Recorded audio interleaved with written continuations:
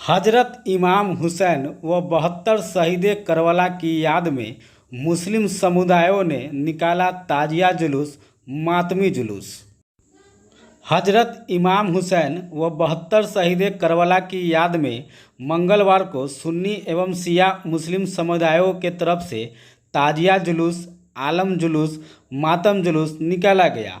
मुस्लिम मोहल्ले से जुलूस निकलकर शहर के विभिन्न मार्ग होते हुए कंपनी बाग स्थित करबला पहुंचा, जहां ताजिया जुलूस का पहलाम हुआ।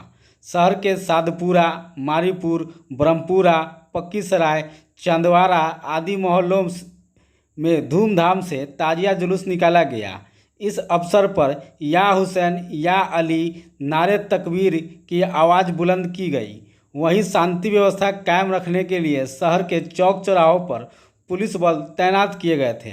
सुन्नी समुदाय के तरफ से निकाला गया ताजिया जुलूस में कई तरह के करतब दिखाए गए।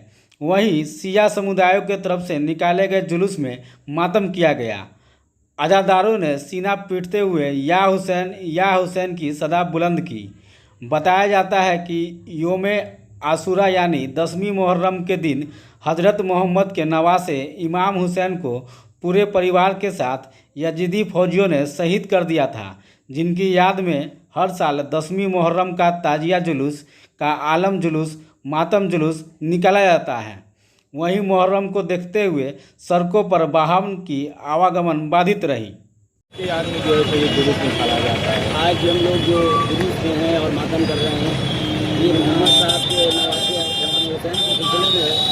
उनको करबला में क्यों यजीद नामक शासक ने जो है वो भूख प्यास के आलम में तबाह कर दिया। वजह ये थी जो हर जगह होता है कि मोहम्मद साहब ने दीन और इस्लाम में अमन का पैगाम दिया, दुनिया को अमन का पैगाम फैलाया, इसलिए बड़ी कोशिशें की। लेकिन जिन लोगों को नुकसान हुआ उन लोगों ने अपने आदमी को इस्लाम में दाखिल किया, जो सारी दुनिया में होता है। गांधी जी ने हिंदुस्तान की आज़ादी इमाम हुसैन के नाम से शुरू की, कि हमने 72 आदमियों के साथ जो है वो आज़ादी का जो आंदोलन शुरू किया है, क्योंकि इमाम हुसैन भी 72 के साथ थे और अहिंसा के साथ उन्होंने जंग जीती। हम भी अहिंसा के जरिए जंग जीतेंगे। हिंदुस्तान में यही हुआ, अच्छे लोग साथ आए, कुछ वो लोग जिनका नुकसान हुआ वो अंदर दाखिल हो गए और आज तक नुकसान पहुँचा रहे हैं और फिर मुल्क का पैसा बाहर रखे और मुल्क को बर्बाद करे। वही इस्लाम के साथ हुआ।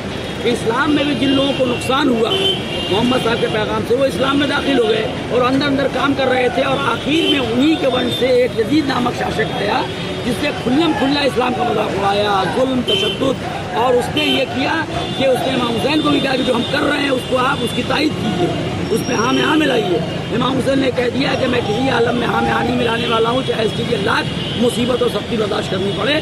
और उसने उसके बाद उनको घेरा, उन्हें करबला में जेल चलाया गया और सारा जुल्म और सितम किया गया। लेकिन इमाम हुसैन ने एक पैगाम दिया, अगर तुम मुसलमान नहीं हो तो आज़ाद इंसान हो जाओ। यानी बता दिया कि जो इंसान नहीं है ना हिंदू हो सकता है ना मुसलमान हो सकता है, और जो इंसान होगा कभी जुल्म नहीं करेगा। जालिम का कोई मजहब नहीं होता है। हम सब सारे धर्म के लोग आज पूरे हिंदुस्तान में इमाम हुसैन की जिससे आस्था है पूरे हिंदुस्तानियों को, आज सड़कों पे हैं, मातम कर रहे हैं, हर मजहब वाले अपने लिहाज से याद बना रहे हैं, ताकि इमाम हुसैन को भी श्रद्धांजलि अर्पित कर सकें और आज के किसी भी जालिम से हम लड़ सकें जो समाज को बर्बाद कर रहा है। और हम मजबूती के साथ दुनिया के जालिमों को पैगाम दें कि जालिमों से अगर लड़ना है तो इमाम हुसैन का सहारा लेना पड़ेगा। एक मुल्क है साउथ अफ्रीका, वहाँ के नेल्सन मंडेला ने जब 22 साल जेल में रह गए तो उन्होंने आखिर में कहा कि अब बहुत हो गया, हम सरकार से नेगोशिएशन करते हैं।